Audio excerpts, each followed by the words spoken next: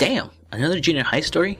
It's amazing that I remember all these things that have happened to me, considering that I don't remember what I ate last night for dinner.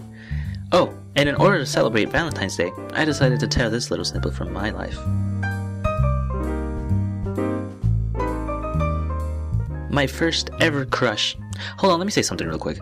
The word crush does not make sense to me at all. How do you crush on someone?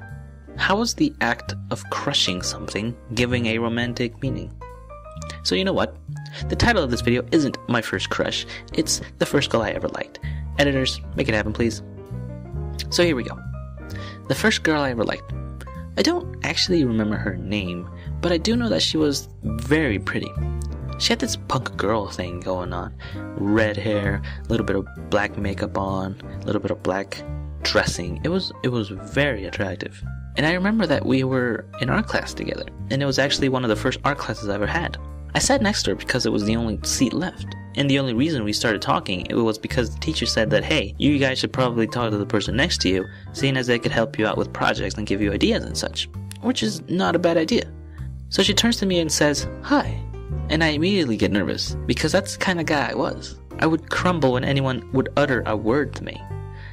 So she begins to talk about how we are forced into this, and we might as well get to know one another since we're going to sit next to each other the entire semester. After the first day, I was still a bit wary about her, but I didn't really care since it was just an hour of my day, so I figured we wouldn't really talk about anything. Man, was I wrong. It turns out that this lovely girl is into all the stuff that I'm into. I'm talking about Dragon Ball Z, Super Smash Brothers, cooking, being lazy, and all that good stuff. It was insane how much we actually had in common. So I don't really know when it happened, but after a while of talking about TV and video games, I just started to get this feeling of just wanting to talk to her.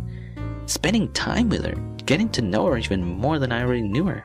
Pretty soon I started to think of her more and more, but I didn't really know what to do about it. It was the first time I felt like that, so I thought, well, now what do I do? I couldn't possibly tell her because I was incredibly shy. And how do you explain a feeling that you've never had before? You know what I'm saying?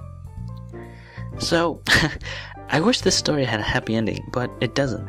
In fact, it has a very tragic ending. Well, not very tragic, just sad and depressing.